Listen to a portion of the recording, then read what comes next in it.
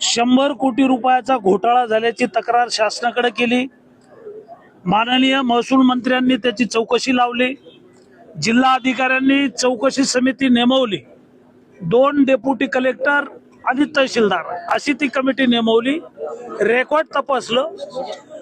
अंबड आणि घनसावंगीतल्या 36,000 शेतकऱ्यांना अद्यापपर्यंत अनुदान मिळालेलं नाहीये। या 36,000 शेतकऱ्यांना जे अनुदान मिळायचं ते अनुदान बीड जिल्ह्यामध्ये गेलं आणि ते अनुदान अहिल्यानगर जिल्ह्यात गेलं। 24 कोटी रुपये गेले। हे बोगस लाभार्थी तयार केले, बोगस याद्या तयार केल्या। हे तपासण्याची जबाबदारी घनसावंगीच्या तहसीलदारची होती।